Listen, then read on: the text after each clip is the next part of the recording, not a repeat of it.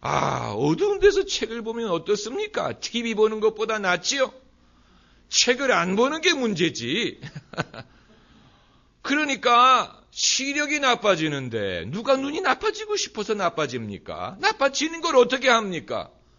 그런데 저는 시력 검사에서 눈이 나빠졌다는 소식을 들을 때마다 죄의식을 느꼈어요. 이게 내 잘못이다.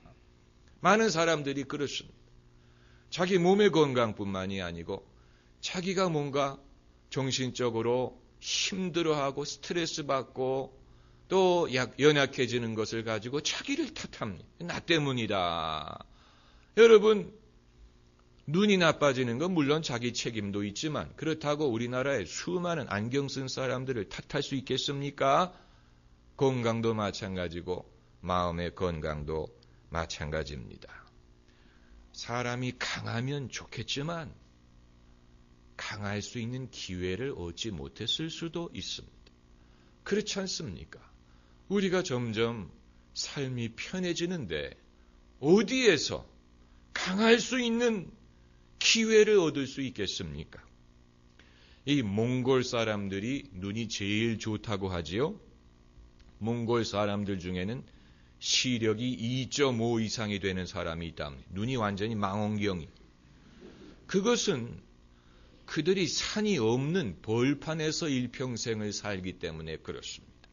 그러나 도시, 실내에서 사는 사람이 눈이 나빠지는 것은 어떻게 보면 자연스러운 것이라고 할 수 있는 것처럼 우리가 과거처럼 많은 살기 위해서 고생을 하고 그런 환경이 아니고 이제는 보장된 편안한 환경을 선호하고 그렇게 살려고 저마다 애를 쓰다 보니까 우리의 심령이 강건해질 수 있는 기회를 얻지 못하는 것입니다. 그러다 보니까 조금만 어려운 일이 생겨도 그물이 쉽게 찢어집니다. 그물이 찢어집니다. 여러분, 예수님이 베드로와 안드레를 부르셨을 때 그들이 그물을 던지고 있었고 요한과 야고보를 부르셨을 때는 그들이 뭘 하고 있었는지 아십니까? 그물을 깁고 있었다. 아주 의미심장한 성경 구절입니다. 그물을 던지는 사람이 있고 그물을 깁는 사람이 있는데 앞으로 우리 사회에는 그물을 깁는 직종이 필요한 시대가 될 것입니다. 이것이 바로 상담, 치유, 용서, 그리고 신앙입니다. 앞으로 우리 사회가 변화할수록 신앙에 대해서, 치유에 대해서 사람들의 관심이 없어지는 것이 아니고 더 필요한 직종이 될 것입니다.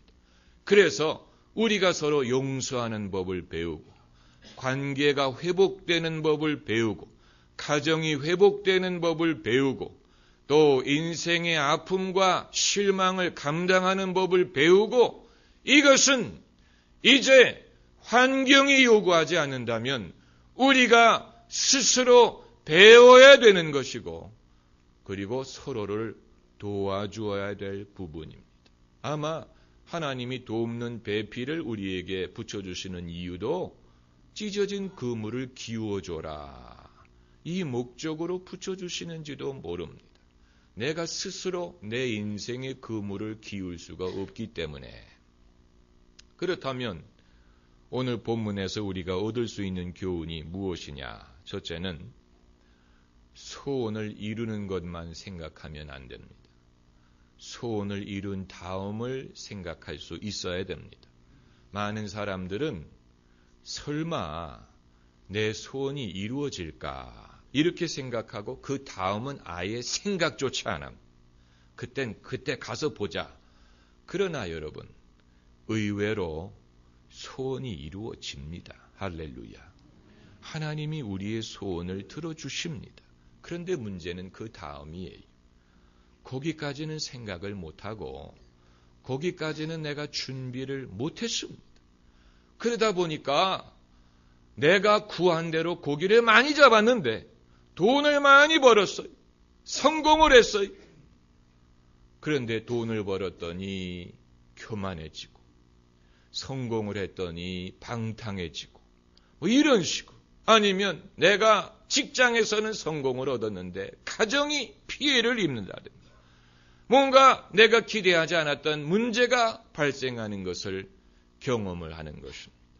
그리고 두 번째는 그렇기 때문에 튼튼한 그물을 준비해야 됩니다. 튼튼한 그물, 질긴 그물, 사람들이 나에게 섭섭하게 대해도 아이 왜 그러세요 하면서 다시 탄력을 회복해야지. 그게 아니고 누가 조금만 싫은 소리 하면 찢어지면 안 됩니다. 누가 뭔가 나에게 뭐 무리하게 행했을 때 아이 왜 그러세요? 우리 친하게 지냅시다. 이래야지. 그때마다 지지직 하면 안 됩니다. 사람에게는 이처럼 탄력성이 있어야 됩니다.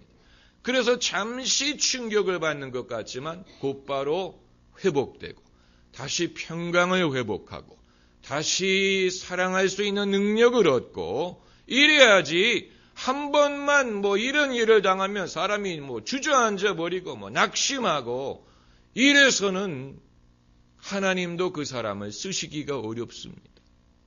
속된 말로 쉽게 삐지는 사람은 하나님도 곤란합니다.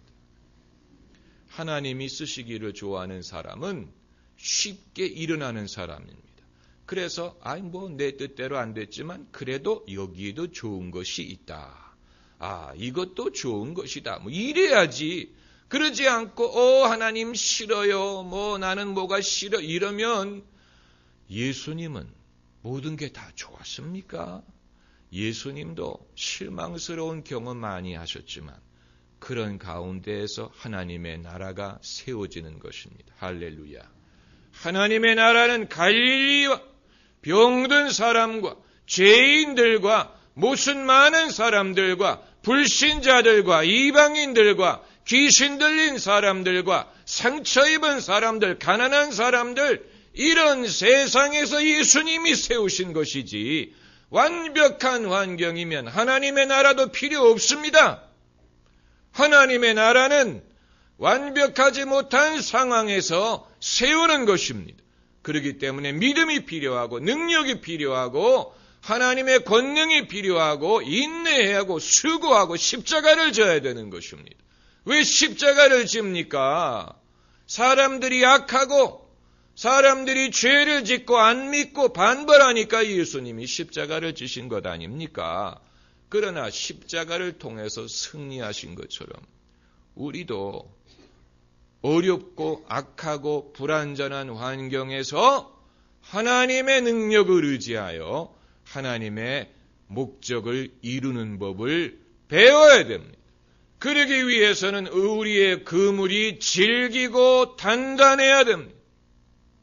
그물을 준비해야 됩니다.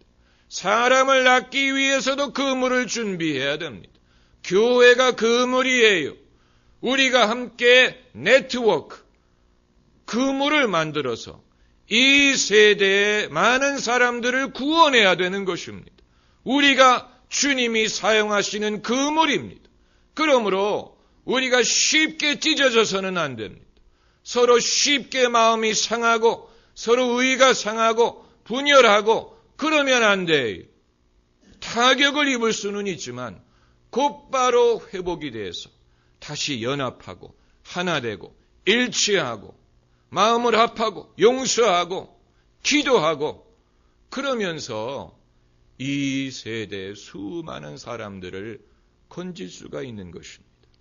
그리고 세 번째로 왜 하나님이 우리의 소원을 속히 들어주시지 않는지를 이해해야 됩니다. 속히 들어줬다간 감당하지 못하고 찢어진 것을 알기 때문에 하나님도 기다리시는 것입니다. 우리를 기다리고 함께 가는 것입니다. 주님이 우리와 함께 가십니다. 할렐루야. 함께 갑시다. 내 아버지 집, 내 아버지 집. 함께 가시는 것입니다.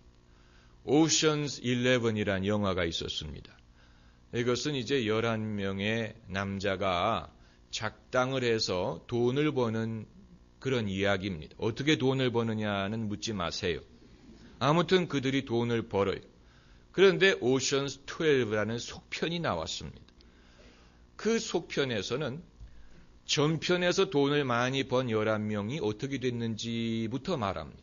그런데 그 11명 중에 돈을 다 간직하고 있는 사람들은 없고 거의 없고 심지어 빚을 진 사람도 있습니다. 그러니까 easy come easy go. 쉽게 돈을 벌었는데 쉽게 잃어버렸어요. 여러분, 이것은 하나님의 뜻이 아닙니다. 하나님은 그런 식으로 역사하지 않습니다. 쉽게 얻고 쉽게 잃어버리고 명예든 성공이든 쉽게 얻고 쉽게 잃어버리고 교회가 쉽게 성장했다가 쉽게 시험에 들고 그건 하나님이 기뻐하지 않습니다. 그건 하나님에게 영광이 되지 않습니다. 정말로 우리에게 스승이 되고 또 어른이 되고 베테랑이 될 만한 사람이 바로 베드로입니다. 그래서 베드로가 예수님과 3년 반을 지내고 그리고 나니까 요한복음 21장에 있는 것처럼 그때도 그물을 내려가지고 고기를 잡는데 예수님과 3년 반을 같이 지낸 결과로서 그물이 찢어지지 않아요. 이제는 옛날 같지가 않더라. 옛날에는 그물이 찢어졌어요. 예수님이 주시는 걸 감당을 못했어요. 그러나 예수님과 3년 반을 같이 보낸 다음에 뭔가 베드로에게 내면적인 변화가 일어난 것을 보이고자 하는 것입니다. 그에게 변화가 일어났습니다. 이제는 그가 내면적으로 그 겉으로 보기에는 똑같아 보이지만 그러나 옛날처럼 실망을 당하든 무슨 시험을 당하든 섭섭한 일을 당했을 때 이제는 그 그물이 질기고 탄력이 있어서 이제는 그것을 넉넉히 감당하고 그물의 역할을 다할 수 있는 사람이 되었던 것입니다. 여러분, 이것이 신앙의 성장, 이것이 인간의 성숙이에요. 이와 같은 사람이 되시기를 바랍니다. 할렐루야. 기도하십시다.